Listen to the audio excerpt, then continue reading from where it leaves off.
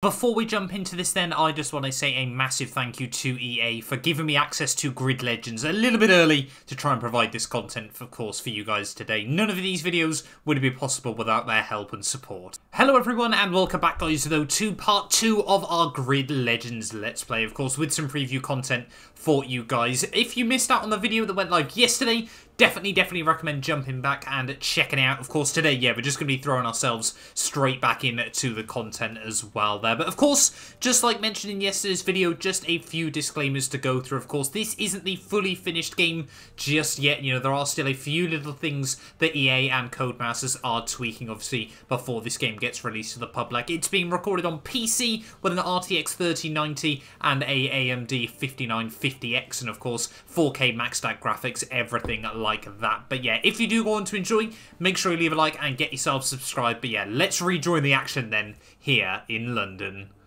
Well, there we go then. That is, of course, the all-important prize, as we're now going to take out some open-wheel cars. Then we've got to impress Marcus Addo once again there.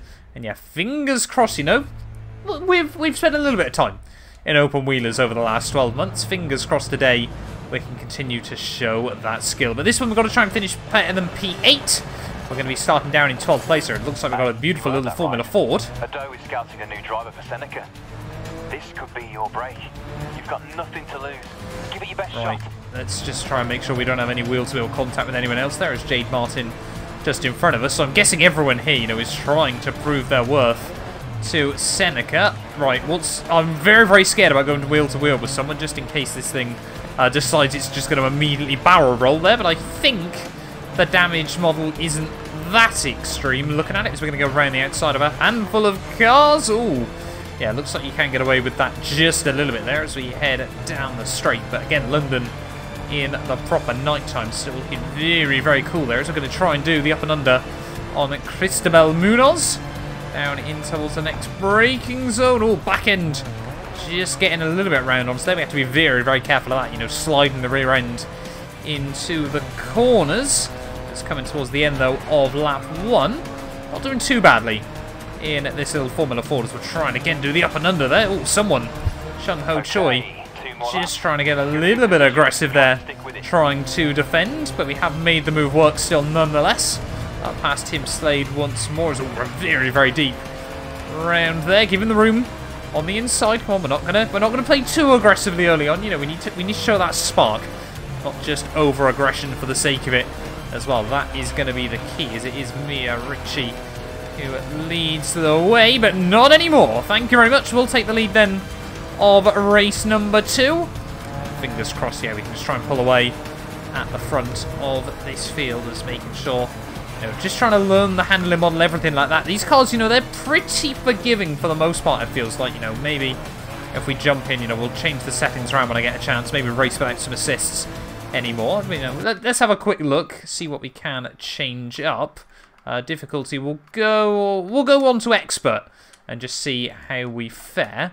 Yeah, maybe the AI will get a whole lot quicker as well. But yeah, now we probably won't have any ABS or anything like that. And yeah, the back end now definitely willing to slide out a whole lot more immediately.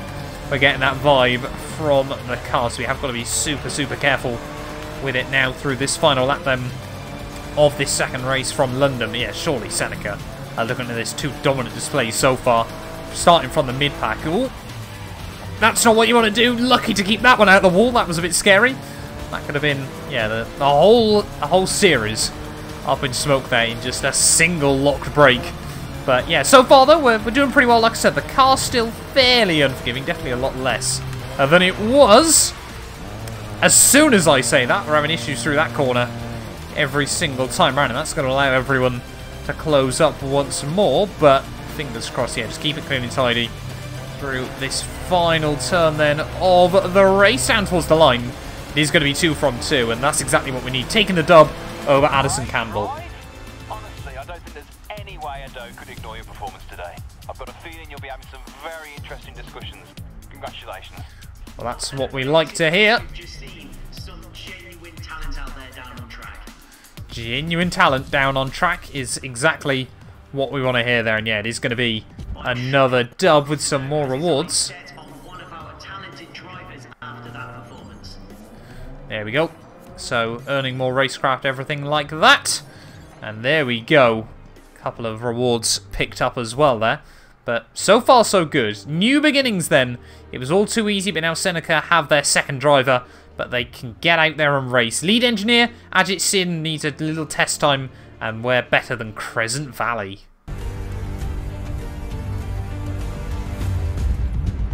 And SENECA continued to have trouble during testing, with multiple drivers involved in on-track incidents. No mistakes this time.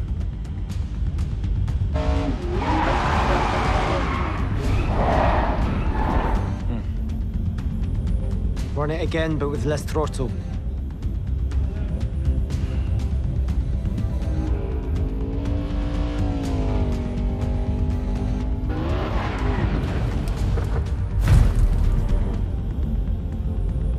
Don't worry, just superficial damage.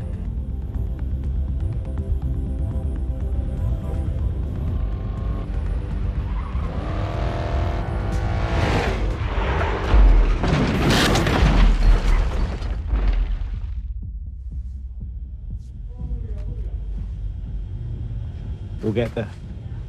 I promise.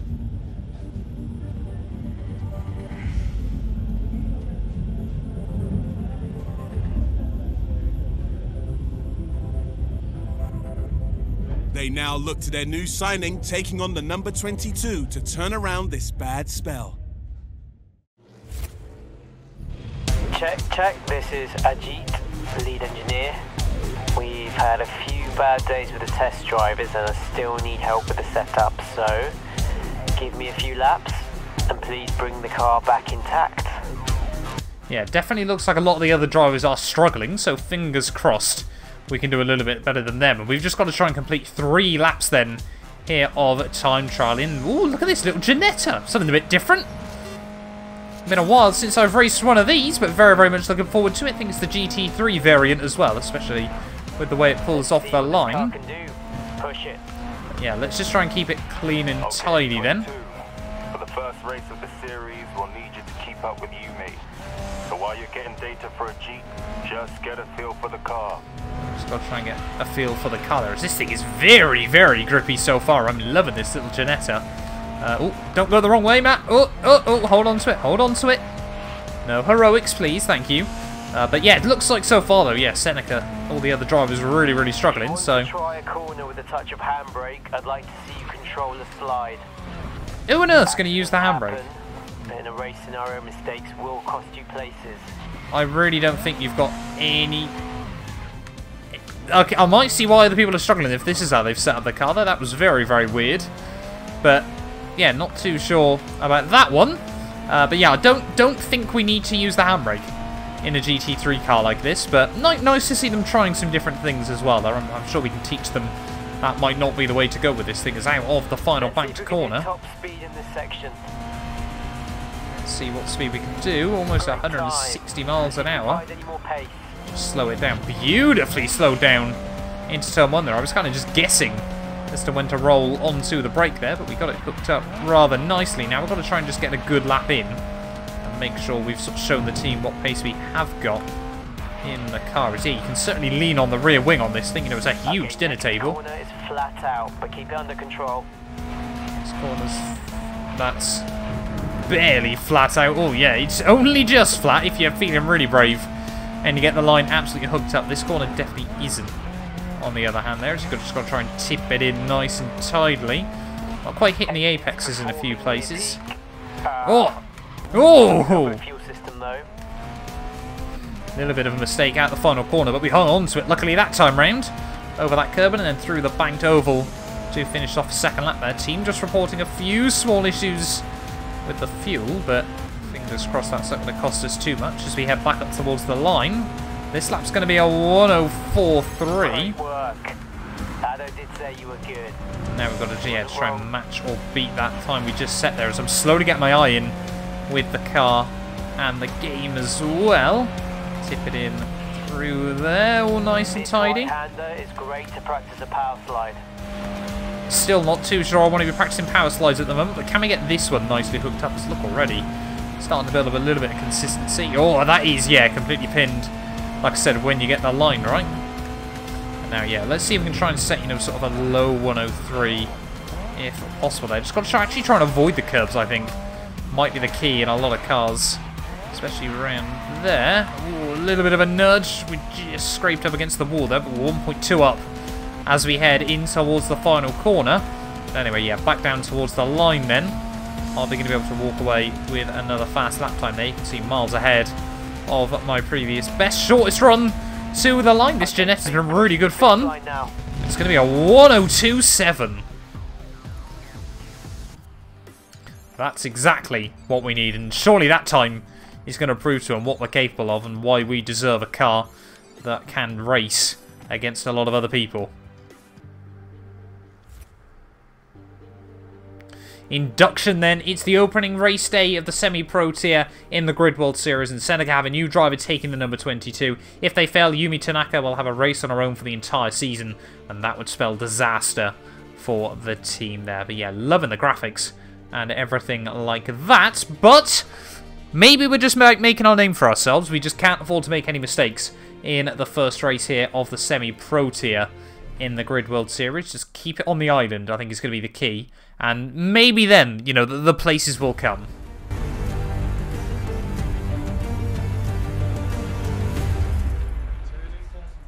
My mother has this saying, it's the farmer that makes the dish. What that means is you have to adapt to the ingredients on hand. I went to scout one driver, but found another. And I was impressed by our chat, so I made an offer. Wait, you were impressed by a conversation? That's right. You see, to me, when a person's capable of greatness, it's not just about performance. It's about them, who they are. Great drivers are like the great in any field. You know, they have an obsession, a hunger. They have a need to be more, to prove what only they know they can be. I haven't met anyone this passionate since I found Yume.